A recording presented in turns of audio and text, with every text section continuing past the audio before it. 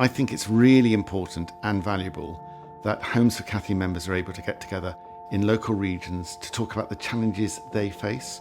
We all face challenges. There's 9 quite stretching commitments, and all of us will have varying success in delivering against those commitments, and actually being able to learn from each other, find out what's worked and what hasn't worked, and also where we can work together. That's almost the primary purpose of these regional meetings. Homes for Cathy will only be effective if we as members help eradicate homelessness in this country, and that starts by working together. So the more we meet together, the more likely we are to work together. So it's my first time attending one of these Homes for Cathy meetings, so it's been really nice to see some faces that I did already know from other partner organisations, but also to interact and to connect with other people. I've already got some swaps and details. We're going to join some other meetings that are going on in relation to the partnership, and then also the talks have been really helpful. So learning about Homeful and also about the Gypsy and Romany traveller community has been really, really informative. The reality is that housing associations and local authority landlords can't solve homelessness on their own. That's really the case here in Norfolk, where the Homes for Cathy members in Norfolk have joined with the Norfolk Strategic Housing Partnership and are playing very active roles in that partnership, working with health, working with the police, working with the Ministry of Justice, working with the Department of Work and Pensions, working across the board with homelessness organisations as well. Everybody working together. So Homes for Cathy members, as social landlords, can go so far. We might have the bricks and mortar. We've got to ensure everything else is aligned as well, and we won't do that without working together. So I think what we've done here in Norfolk is a great example, and I would encourage that model to be replicated. And, if local authorities and social landlords work together and bring everybody else in, wherever they happen to be working across the country, I think it will actually make a real difference in achieving no homelessness in the UK.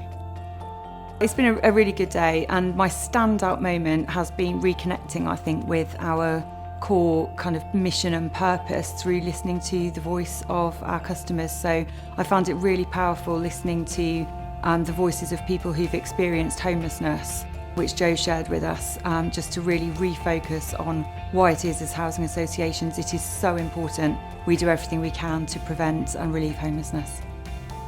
I think the word refreshing is what comes to mind. I think it's quite important to bring a bunch of different skills and expertise into one room, and get everyone kind of talking and discussing lots of different concerns and what we can do together. And that word co-production is quite key in this, and that's what we need in Norfolk. It's to bring that and to kind of get that culture change, and it's refreshing to see that it's coming to fruition. It makes complete sense for Broadland to be a member of Homes for Cathy.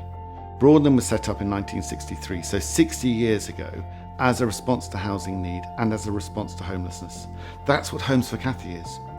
So 60 years later, working across the sector with our colleague housing associations and local authority landlords to learn what works well, to learn from each other's mistakes that make a difference to whether we succeed in helping to end homelessness locally, is really valuable. I think that Homes for Cathy is sort of in Broadland's DNA, even before Homes for Cathy was set up. If you think back to 1966, when Cathy Come Home was broadcast on BBC One for the very first time, that was the era that Broadland was set up, alongside organisations like Crisis and Shelter, but lots of other housing associations as well. And it's about how do we keep our enduring purpose fresh in the 21st century, still focused on the person as opposed to focused on other things. So Broadland being a member of Homes for Cathy, it's completely within what we are, our DNA, our purpose.